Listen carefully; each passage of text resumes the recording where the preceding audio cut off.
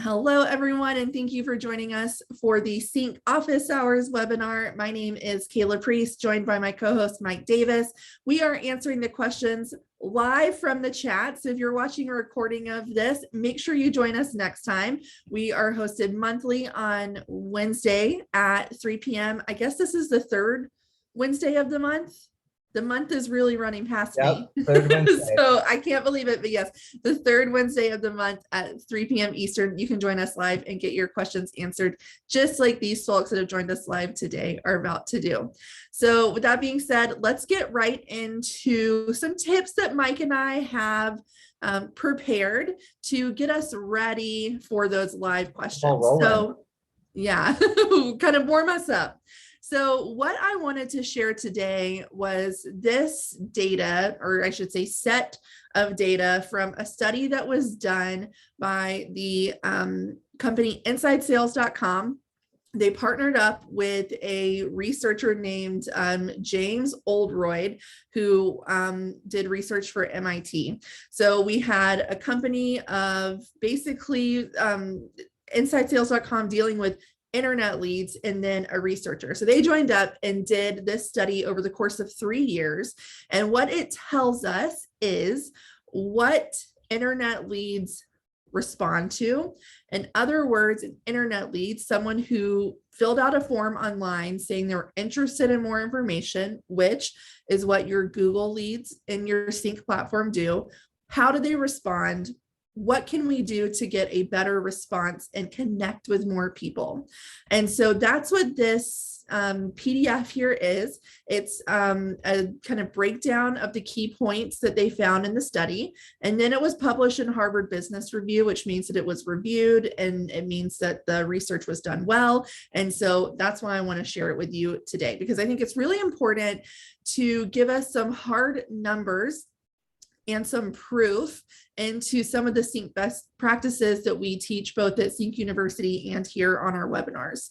So in addition to this, we've also, of course, developed best practices by learning from our CINC clients. We've been in business now for 10 years. Obviously, the business has grown. And with that, we have partnered with a lot of really successful teams and agents. So not only have we learned from data like this, we've also learned from real practitioners. So all together, right, that makes up our CINC best practices. But this is really where it starts and what it boils down to. So I like to look at this study kind of backwards. So we're going to skip 1 and 2 for now and really start with number 3. And so we're going to basically work from number 3 on, because number 3 has to do with response time. In other words, when a lead registers on a site, how quickly should we start working the lead? How quickly should we call? That's another important distinction to make. This study had everything to do with phone calls, not texting, not emailing. We'll talk about that over on Mike's tip. So let's go ahead and dive in. No more talk. Response time. What this graph tells us is that these agents in this study had the best contact attempt, best contact study, and their data here is when the lead was called in the first 5 minutes. So we can see 5 minutes, 10 minutes, 15, out all the way till 30 minutes. And we can see contacts made from first dials were highest when the agent called in the first 5 minutes. Now, this kind of makes sense because if I call someone super quickly when they're, just registered, chances are they're still on the site. They maybe just finished typing in all their information, answering those qualifying questions, and they're probably just looking at their first or second house on the site. So they haven't moved on to something else. They haven't gotten involved on something else. They probably haven't picked up a phone call from someone else. They're really still digging into the homes that are on your site. And so it's a really good opportunity to connect with them. Now, that being said, if we miss someone in the first 5 minutes because we're on an appointment, or even maybe we're it's nighttime, let's say they registered at 10 p.m. I'm not saying to call someone by 10:05. Those people we pick up first thing the next morning, or if we're in an appointment as soon as we're out of that appointment. But it's important to be as fast as we can, because we can see there's a 10 times decrease after the first 5 minutes. This is when people start to have, already moved on to another task, so they're not as available.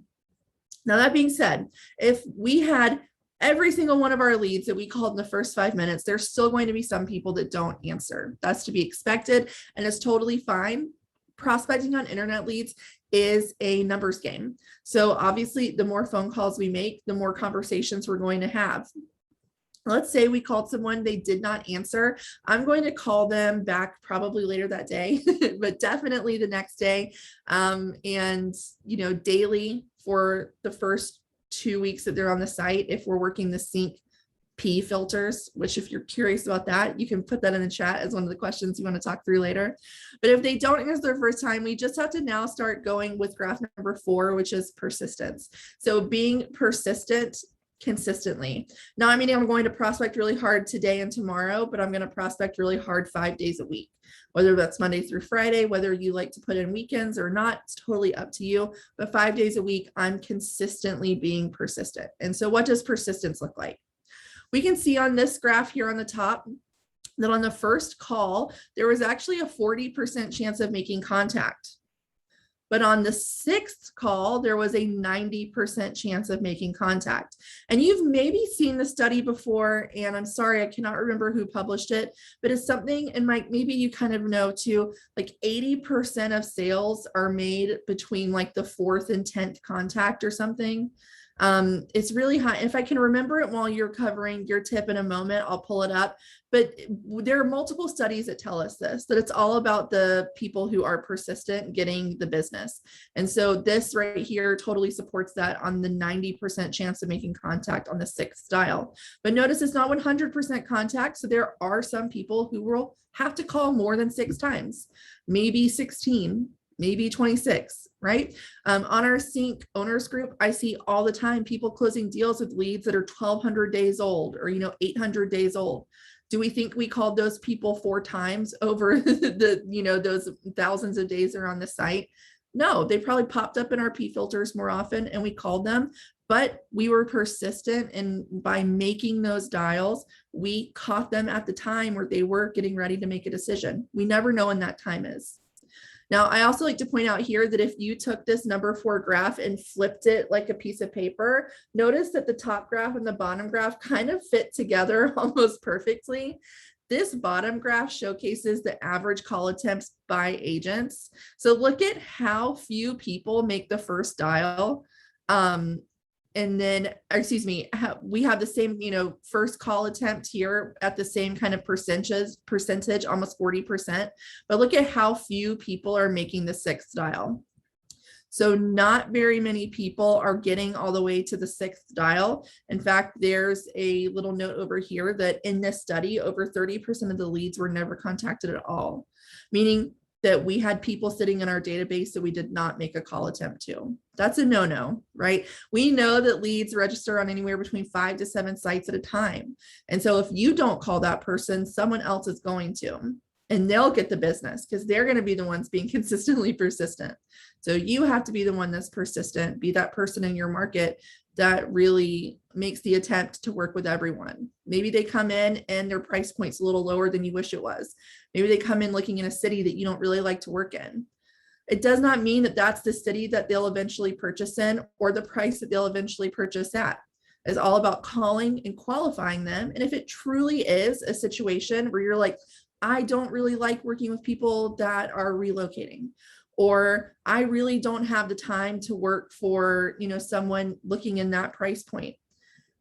How cool would it be for you to connect that lead with an agent who does want that business and then get a little referral fee from it? So we just never know the lead situation. We call and we qualify, and we come from a place of service and wanting to help solve people's problems, whether that's with me or I pass it over to Mike because he likes that type of business. All right, so now we're going to flip up to the top and look at best times to make contact. So I already talked about calling 5 days a week. So let's time block in those 5 days a week with the best times to make contact. And from this study, we know that that is number 1 time of day is between 4 and 5 p.m. And that's in the afternoon. And then in the morning from 8 to 9 a.m. So if you time block at least an hour a day, but if you're really wanting to kill it, 2 hours a day, picking some times in those blocks are going to mean that you're calling at a time that's proven to be the best time to make contact. We saw that the answers during these 2 hours were highest. That being said, let's say maybe you have to do school pickup for kids, or you take some sort of, personal development class or whatever it is every day at 4:30. Maybe you call from 4 to 4:30, or maybe you push it a little forward or a little back. Whatever you do, whatever times, try to make these 2 times a day work. If they just don't work for your schedule, try other times, see what works for you. Make sure you're tracking your dials, how many people answer, how many conversations you had, and how many of those conversations led to an appointment. That will help you see if the time of day that you're calling is good for your market, and is good for your business. If you say, I really want to call every day from 2 to 3, but you track and you're not getting a great answer rate, try another time. Just beta test it all and see what sticks. Now, number 1 is the last one we'll look at, and then I'll pitch it over to Mike. Best days to make contact. This doesn't mean we only call on Wednesdays and Thursdays, because this told us it was the best days to make contact. What this means is that if I have some extra time throughout the week and I want to do some extra prospecting, I would look at Wednesday and Thursday at being the day I might want to call for a little longer, maybe add another call block in. But we call 5 days a week, regardless of what days of the week they are. 5 days a week, not just Wednesday and Thursday. Mike, do you have anything that you want to add to this set of data or this set of best practices that you think would be helpful for everyone to know? I mean, just that it works. We did a lot of work trying to create a system that helps you figure out who to call, when to call, and how often to call them. And that's where our P filters for prospecting and our F filters for follow-up came from. We took this very data-driven approach, like using studies such as this one, along with anecdotal evidence from our successful clients, and built this program. So we didn't just look in here as a tech company, like, let's see what looks cool and makes sense. And we actually put a lot of thought into this process. And we know if we look at the data, the teams using the P and F filters and are consistently dialing, those 5 days a week, have higher contacted ratios in their platforms. So definitely check those out. If you're looking for a deeper dive into that content, definitely check us out for the first Wednesday in November, when we'll be going over the Who Do I Call Today. We'll do a deeper dive into that content there as well. Absolutely. Thank you for that plug, Mike. All right, now I'm going to stop my screen share and pass it over to Mike so he can open his up and talk to us about his CINC tip. And while he's doing that, I also want to plug again really quickly, keep putting those questions in the chat if there's something you want to discuss while we're live today. We're ready to talk about anything having to do with your CINC platform or your CINC business, whether that's a specific question or just a scenario you want to make sure you handled the right way. Yeah. So going to talk about something on our platform that's relatively new. And it's an update to an older feature. So we have an auto track. They've been out for a while now. We just recently kind of made them the only thing you can utilize for that follow-up. And so within the calendar version of the auto track, used to, you were having to build your calendar auto tracks like for your holidays year over year, meaning 2021, you had to build a 2022 template, a 2023 template, etc. Well, recently, I think in the last week or so, we have released the ability to have them recur for up to 4 years at a time. So I wanted to walk you through that process of utilizing the calendar auto track to help your leads and you celebrate their birthdays or their purchase anniversary. So we're basically doing a yearly follow-up, and we're going to get to talk about that recurring option as well. So to piggyback on that first, though, we're going to talk about a cool feature on our platform called custom fields. Because we'll need those to use our purchase anniversary and our birth date. So custom fields, if I'm looking at a lead profile, live under the info tab. And these are fields that your broker level users, your site owners can create on the platform to track information that's important, but CINC doesn't have placeholders for. Like, we have name, phone, email, secondary contact, mailing address, what source they came in off of, their last login, their disc profile, their house to sell. But we don't have birth date. We don't have purchase anniversary. We don't have spouse birth date. We don't have kids' names. So we don't have any of those additional kind of nice to know fields of information. And so you're able to, on a site-wide basis, have these fields created by a broker or a site owner. Any of those fields that are date-based, like a birthday or a purchase anniversary, can then be leveraged within the calendar-based auto track to create yearly follow-up on those birthdays, those purchase anniversaries, etc. So let's talk about adding in custom fields first. So the first thing we'll do is from a broker profile, come to the settings on the account over here on the left. And we'll click into the custom fields section right here. So we have text fields, so you can do pet name, for example, spouse name, whatever you want to track.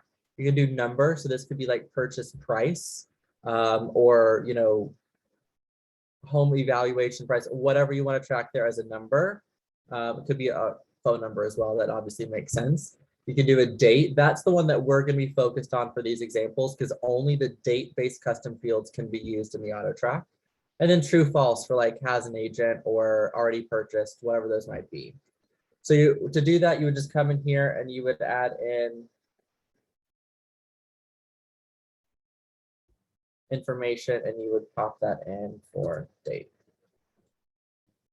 Okay.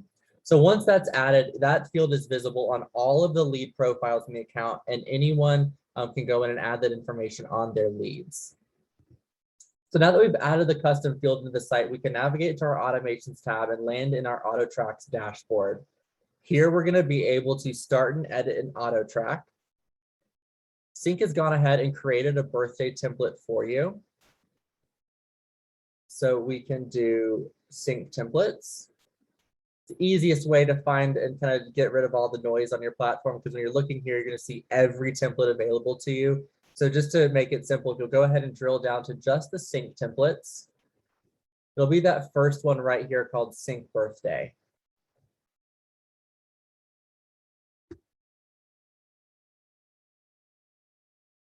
Okay. And so the first thing we want to do is we can update the name. We can update the audience as well.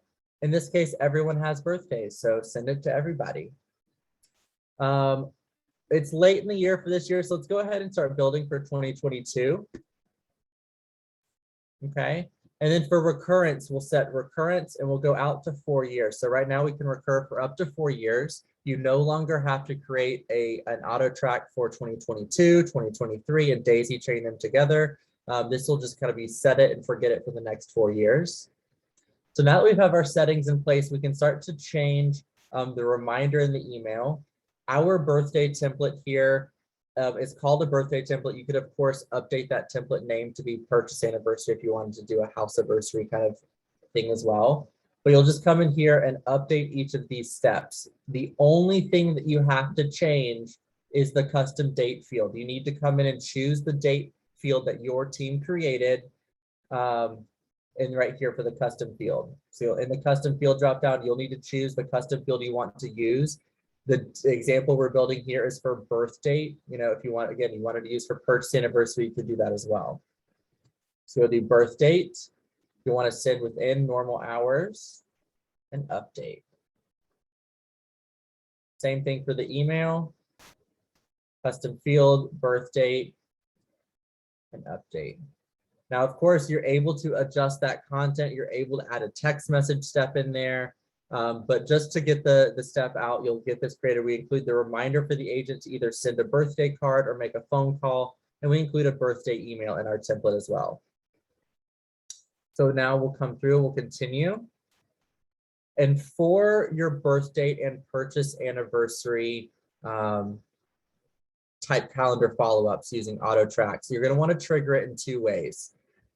If you have a custom field already created and that custom field has data input onto a lead. So let's say Kayla's my lead and I already have the custom field input with her birth date in it. I can no longer use the custom field as the trigger. So that way, kind of anyone who already has their birth date information in the system, I'll need to trigger that with a label. So I can create a birthday label, at which point I can use it to trigger my auto track. So anyone who already has their birth date filled out, you will apply a label and kick that off on those leads. It'll pick up that custom field date and notify them on their birthday, send them that email, notify the agent to send a birthday card. For those that don't have data in the custom field already input, so let's say Kayla is my birthday and I'm talking to her today and I find out what her birthday is, I can then choose the action of adding the date to her profile, be the trigger. So if I choose birth date here, anyone who doesn't have the birth date already added, adding the birth date will trigger the auto track. Anyone who already has the birth date input in their profile, you'll need to trigger with a label, okay? Now here, since the only goal is to interact with them on their birth date, you can come in and leave all of these blank. You don't need to worry about it stopping for any reason. And then for when it takes no further action here, this auto track is already running for the next 4 years, so I don't need to take any further action. The only reason I would do the automatically start another auto track is if I've already created the one starting in 2026, if my math is right. If I went ahead and created my 2026 campaign and had it run for 4 years, I could then technically loop it together. But for simple purposes, know that this is running for 4 years. I take no further action. Keep it simple. And then here we go. If I do nothing else right now, this is a private auto track, meaning it's mine. No one else can use it. No one else can copy it. And it can only be applied to my leads.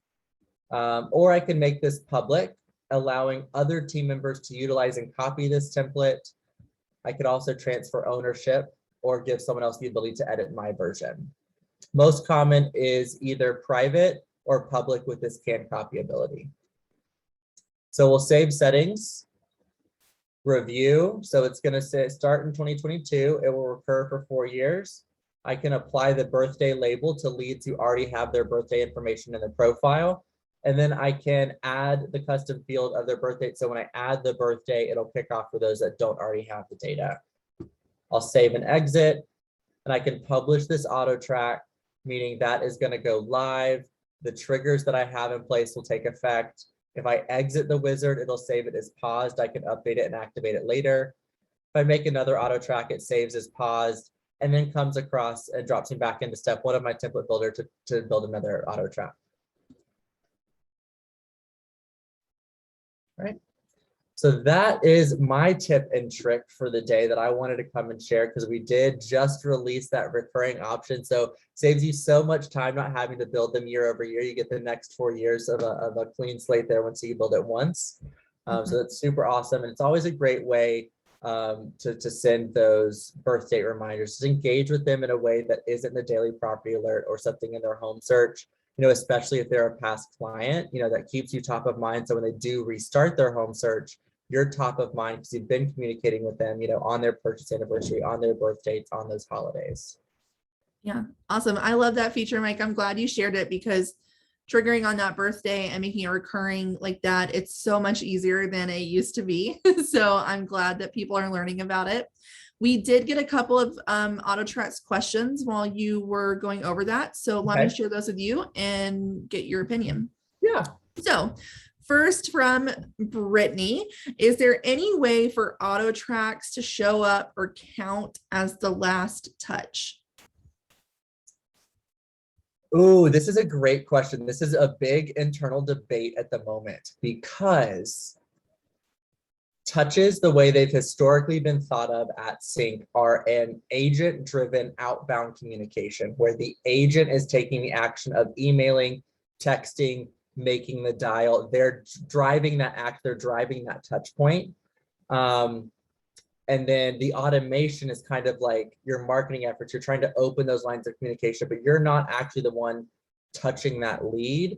And so we've had teams like yours submit feedback that it should count on the last touch, or at least have a section where this is the last auto track touch.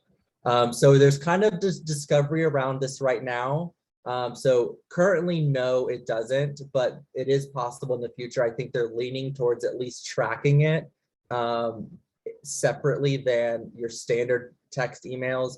So if you have any input or feedback around that, definitely send that to your account manager or our support team, because that's literally the conversation. I had it like a week and a half ago with a team here internally. They were trying to figure out what's going to count and what's not. Yeah. Awesome. So Brittany, I saw that you had another one, but I'm going to loop back around to that because I think it's going to take us off of this page.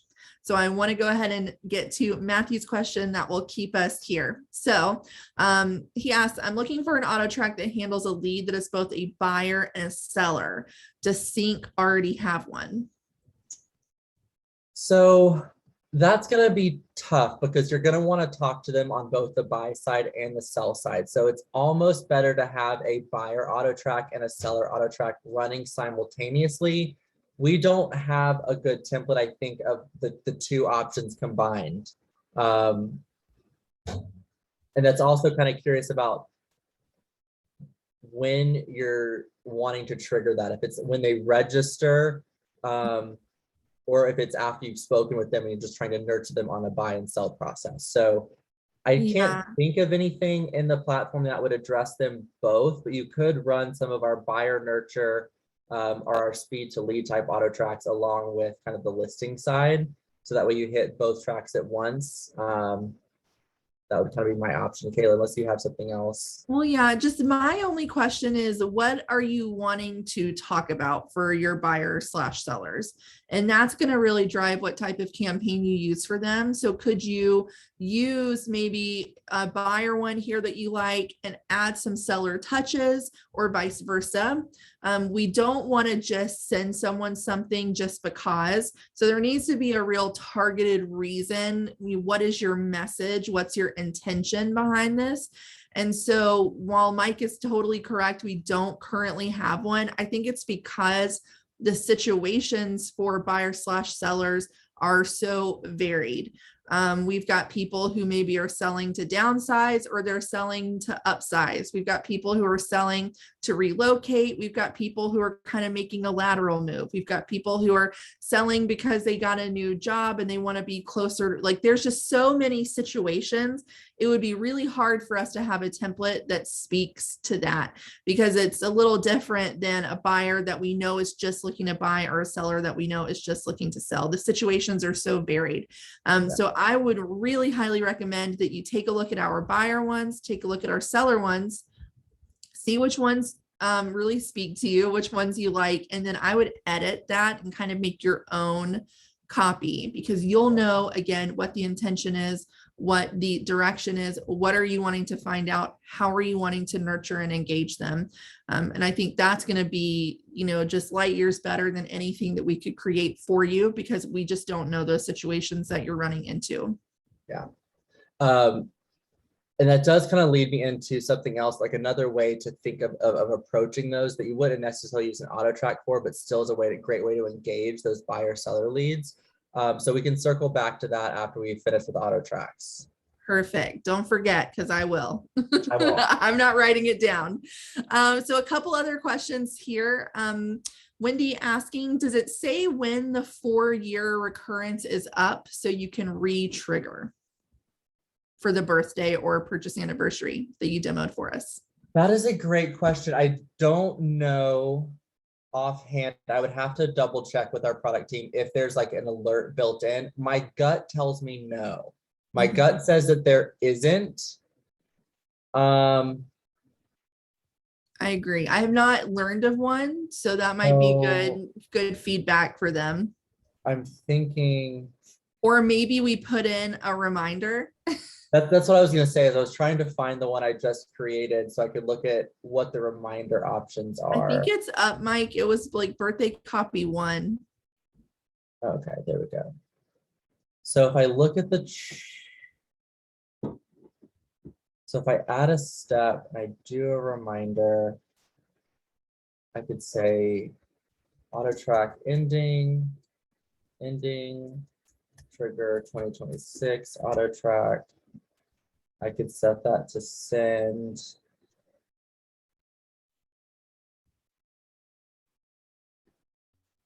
I guess this would be my only thought. That way you don't get a reminder at the end of every year. You would do like, I would probably do it early December. Must be within target calendar year. Oh, right. So we're ending in. I honestly don't think it would be bad to get one at the end of every year, because it's never a bad idea to kind of um refresh your communications out to someone. I know that would be a lot of reminders, so it's maybe not the cleanest. Okay, so yeah, it only lets you add it in the year that it's built. So it would notify you at the end of every year that, hey, your birthday auto track is done, but it's not really done. So it's not a Mhm. clean option. This would get you close. Yeah. But I think that's good feedback. Wendy, maybe next time you're talking to your account manager, I think it's always more meaningful for that type of feedback to come from y'all, as the people who use this this software, way more than it means coming from Mike or myself. So Yeah, I think that'd they've be a gotten great piece privy of to us feedback. submitting feedback under our names. Yeah. So I'm going to loop back to Brittany's question, and this will be our last auto tracks question, unless you think of another one for later. Okay. Brittany asked if there was any kind of open rate filter. And the reason I think this will take us off of auto tracks is because, not technically here, but I think maybe let's talk about the lead engagement filter, Mike. Okay. So Yeah, I'll so let Mike take over and tell us how there's not quite an open rate filter for open rate of these auto tracks, but he'll show us as close as we can get. yeah, so on this page itself, we will get the open rate, and this is a demo site, so we're not actually sending anything. So don't think that auto tracks don't work. Look at our demo site. So you get the open and click rate of the overall campaign itself. And then if you click into the leads, you'll get it for the individual leads on that specific auto track. Within the lead profiles, you will get the open rates for the emails that you send or the daily property alerts that we send. It will also be visible.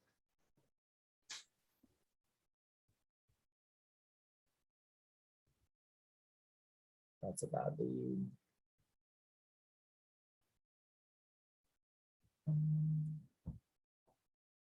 Did someone get a welcome? There we go. On emails, if you see an email contact card in the activity feed, you'll see it on that individual email. Now, what you're probably looking for is a filter on the leads dashboard that says, I want leads within a 75% or between 50 and 75% open rates, or between 10 and 15% open rates. I think that's kind of what you're looking for. We don't really have that metric from a filter standpoint, but what we do have that is a really good opportunity to leverage in a couple different ways, and kind of ties into where I wanted to go with the buyer seller conversation as well, is the lead engagement filter. So you can look at leads from a property alert perspective of leads that are engaged. They've clicked on a property alert and come back to your site within the last 55 days. These people are at risk. They have their last click event to come back to the platform was 55 and 115 days ago. And then unengaged are people who haven't clicked back to your site off of a property alert in more than 115 days. So you can start to catch these leads before they go unengaged. And what's a really great opportunity here to look at this is at this at risk section, or this unengaged section where they haven't received or clicked on any of your email messages in the last 11 messages you've sent.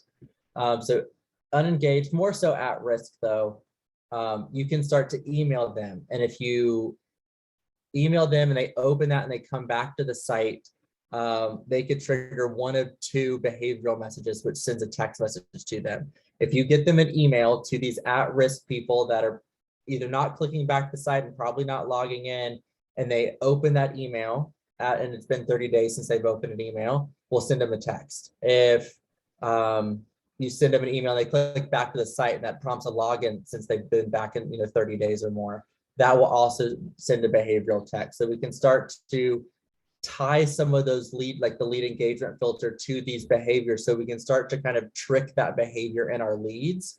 And so these two right here, the lead open email after 30 days, or lead hasn't logged in after 30 days and logs back in, both of those can be tied to that lead engagement filter or your last login date filters to try to trick those. And this is where I wanted to talk about the buyer sellers. Another way to approach those without having to think about creating a lot of content for an ongoing campaign is leverage this house to sell filter.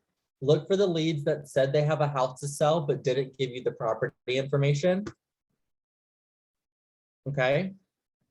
And then send them a link to your home evaluation page, inviting them to check out the price of their home.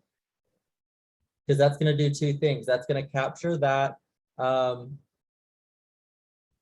It's going to capture their property address because they didn't provide it when they originally registered, but told you they had a house to sell. And then it will trigger this behavioral message of submitted a home evaluation 7 or more days after registration. So you'll look at leads that registered more than 7 days ago that told you they have a house to sell, didn't provide property info.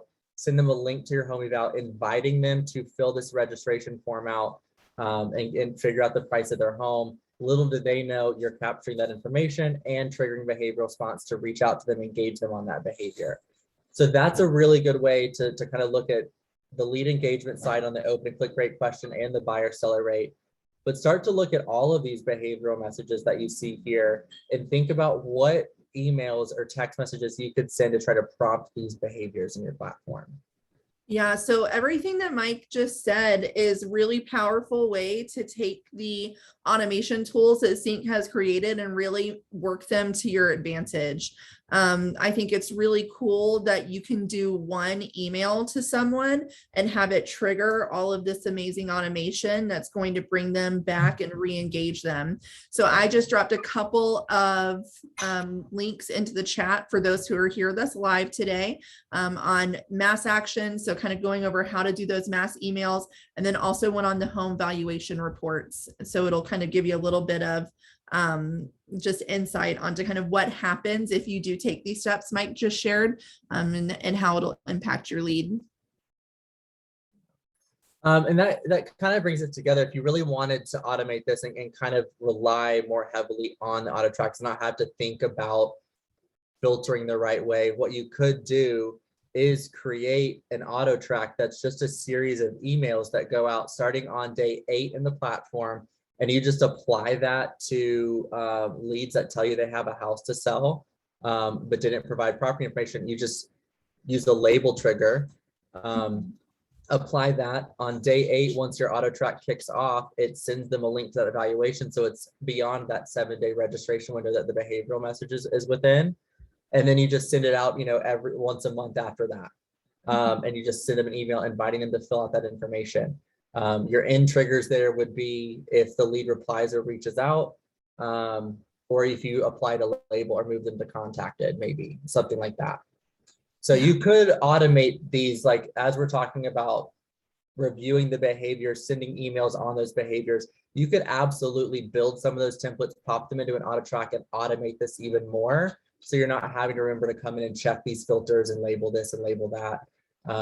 You could kick it off in automation, but in the short term, use the filters, kick those out, in the one-off. Yeah.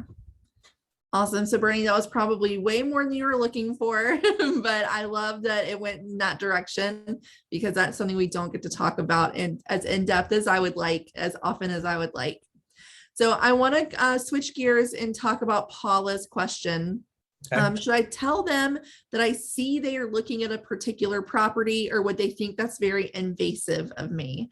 And that's a really great question. So we're kind of straddling like a scripting kind of line here, and also for like email and text engagement. And so Paula, you have the right idea. It can be a little creepy for some leads for the agent to say, hey, I saw you reviewing, 123 Main Street. What are you thinking? Because they don't know that the site is collecting so much data on them. They don't know.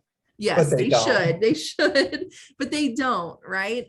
They don't know that we're looking at what house they looked at, how many times they looked at it, the date and time that they looked at it, what they favorited. They just don't know. So we want to err on the side of caution and not call out that we are collecting that information on them, especially if it's someone we've never spoken to before, because we just don't want to step in something that we're not quite ready to address. Now, if it's someone that you are closely working with, I think that's totally different, because you can actually tell them as you start that process of working with them, hey, go ahead and favorite things so I can see exactly what you're loving and I can understand, what you're looking for a little better. But for these people you've never spoken to before, a way you can kind of get around this is, if you are trying to drum up some engagement, I think you can grab that house that they've been looking at and maybe even a couple others and send them an email and say, hey, if I was sending this to Mike, I might say, hi, Mike, I hope that your home search is going well. I wanted to grab a few homes to send you just to see what you think about them, so I can start to learn what you're looking for. And it just so happens that one of those homes is going to be the one that I know that he's been looking at. And so that way, it's just a more gentle way to say, hey, I've got access to this house, and give them the opportunity to say, oh, well, I've actually been looking at 123 Main Street and I'd love to see it, or I have a question about it, or whatever, their follow-up is going to be. So that's kind of a way around it. And you can text or email that property to them. So that's a great question. If you do have any other questions about scripting, or what should I, focus on, what should I say, we can totally answer those questions today too. Did I miss anything, Mike? I was just going to say, an easy way to make sure that when you are looking at their properties and you're kind of secretly sending them the one that they were actually looking at, a great way to know which properties they're really interested in is to use the high property view notes and report.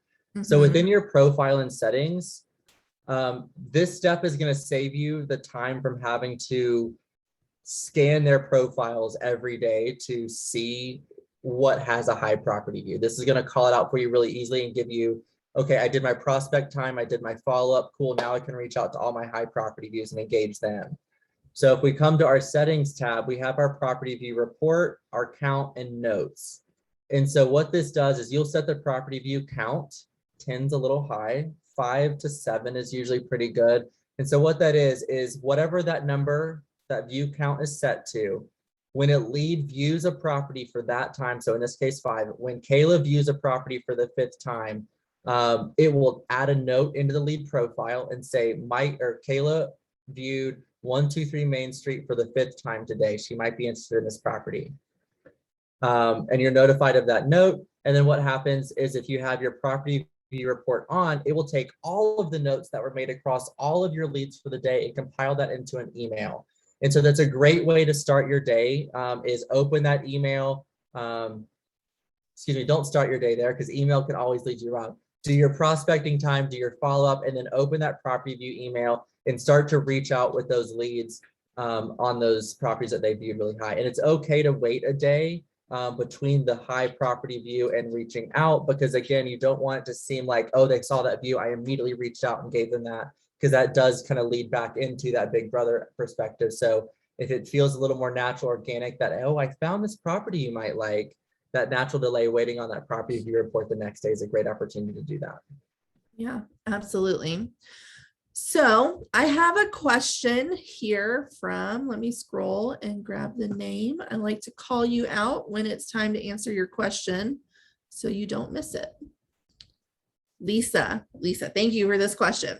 If the seller just wants a refi, what's the practice for them? Keep in touch, trash them, or any ideas? And so I think that's going to be on a case-by-case basis. If you like working with people who want to refi, if you have a great lender partner that you wanted to refer people to, if they are looking to do a refinance, I think it's a really great way to provide a service for someone and make a connection to a potential one-day seller. Some people might want to refi and stay in the home for a long time. Some people may decide, after they are able to refinance, that they want to sell later that year, a couple years down the road. I would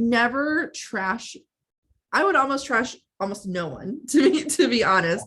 I want to have the ability to continue to build a relationship and build rapport with people. And a really great way to build a relationship and rapport with people is to help them solve their problem. And so even if you don't really get much out of helping them with the refinance or connecting them to someone who can help them with the refinance, you never know what's going to happen with them, and they could sell, or maybe they're going to refer you to a friend because they say, well, I didn't sell this person, but Lisa did such an awesome job helping me, connecting me to this great lender. I think she'd do an awesome job. So because you just never know, I'm not going to trash them. I'm going to try to help solve the problem that they've got, which for now is to refinance, and then hope that down the line that turns into something more.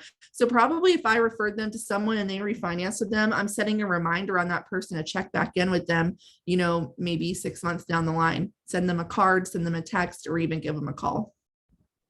Yep. Awesome. You are welcome, Lisa. All right, Mike, I think that is actually all of our questions. While I go through the chat, I just put together a little poll wondering, because it's hard to tell if how impactful a webinar like this is. Just let us know if you learned something new today, or if you didn't, but maybe got a good refresher on something. And then if in the chat, if you have ideas for how we could make this webinar even better for you, we'd love to hear it. And so just let us know.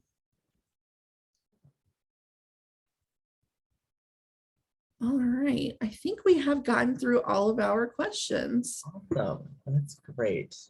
Awesome. Yeah. And we have a few people that have learned something new today, which is great.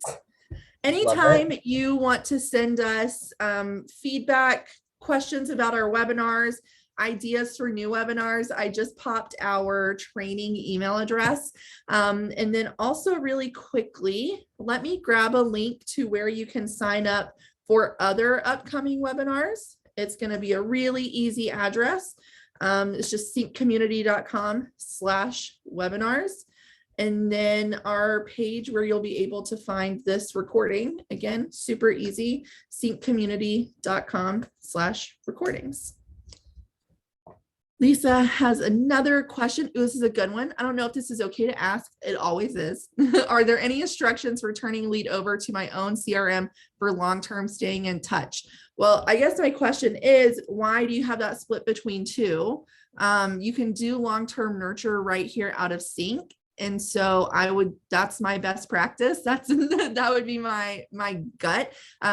When we have multiple tabs open, when we have our work split between multiple platforms, things tend to fall through the cracks. Now, that being said, I'm not here to totally turn your business upside down today. So if it's really working for you to have two, absolutely continue doing what works for you, but just know that you can do it here.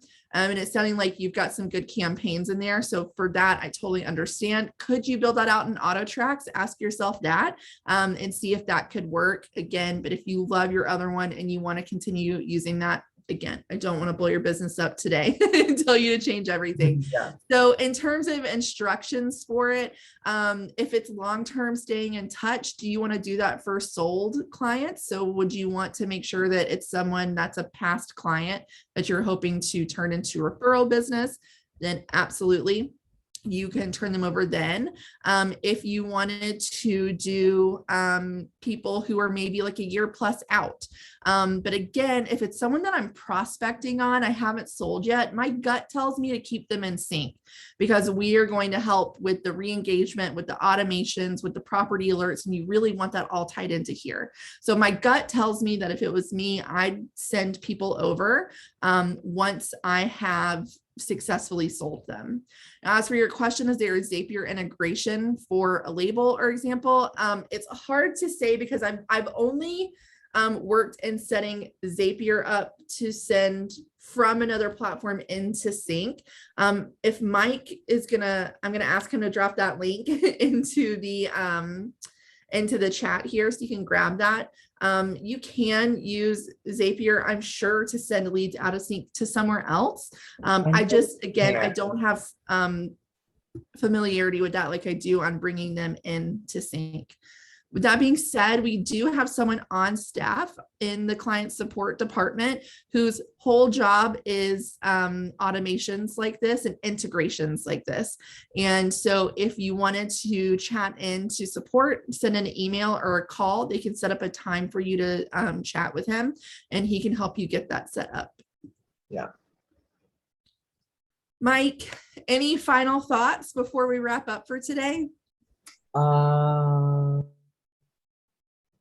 I don't think so. I guess if you're ever on your platform and it looks zoomed in like this, this is always my phone because I answer this like for like 6 or 7 people at every CINC event that we go to. So there are going to be times where you're going to turn your platform on and it's going to be zoomed in and your column headers are going to be disappeared. It just means that the resolution, the way it's loaded, you just have to zoom out on your browser. And you can either do that from within Chrome by clicking the magnifying glass icon and zooming out until your column headers reappear. On your keyboard, if you're on a Mac, it is Command plus to zoom in, Command minus to zoom out. If you're on a PC, it's Control plus or Control minus. But it's just a resolution thing here so we can zoom out and get our column headers back. That's kind of my last little tip and trick to leave you with today. Other than that, I almost thought it was Friday, it's Wednesday. So I'm really off on this, like signing off here today, but we'll see you next week for our accountability weekly or monthly webinar. So we'll see you then.